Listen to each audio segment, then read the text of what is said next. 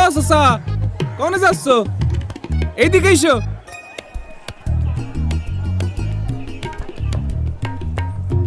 এইটা দেখে এম্বা করছো? না মানে দেখতে জানি কেমন লাগতেছে। আরে এটা তো বডিওল ক্যামেরা, তাই না কোন ভাই? বডিওল না, বডি ওর্ন ক্যামেরা। ওই একই কথা। তা এটা দিয়ে কি করে? আমি তোমারে বুঝাই, দাঁড়াও। এইটা দিয়ে ভোট কেন্দ্রে কিডা আসতেছে কিডা যাচ্ছে সব রেকর্ডিং হতে থাকবে। আবার ধরো ইলেকশনের দিন কেউ ঝামেলা করতে চাইলো, সাথে সাথে বডি অন ক্যামেরার এসওএস বাটনটা সব দিলি, তখনই কন্ট্রোল রুমের যে মনিটর আছে সেখানে এই ক্যামেরার ছবি সবার সামনে ভাইসে উঠবি।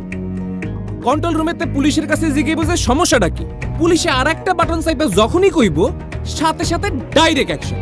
তখনই সশস্ত্র বাহিনী, বিজিবি ও আইন শৃঙ্খলা বাহিনী আইসে এই সন্ত্রাসীগুলারে ধরে যে যে আকাম করব একদম লাল দালানে ঢুকাই দিবে। বুঝিছো ব্যাপারটা?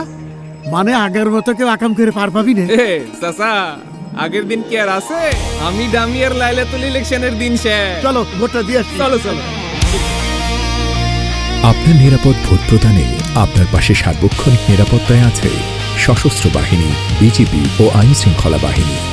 শান্তিপূর্ণ ও সুষ্ঠু ভোট প্রদানে পুলিশ বাহিনীর বডিওন ক্যামেরা ও ভোট কেন্দ্রের সিসিটিভি ক্যামেরায় সার্বক্ষণিক নজরদারিতে এবং নিরাপত্তার চাদরে বেষ্টিত থাকবে প্রত্যেকটি ভোট কেন্দ্র। সংসদ নির্বাচন আর গণভোট দুইটার ব্যালট পেপার কি একলগে দিতেছেন? জি, এই যে। তাই আপনার সাংবিধানিক অধিকার প্রয়োগ করে দেশ পুনর্গঠনে অংশীদার হয়ে দেশের মালিকানা বুঝে নিন।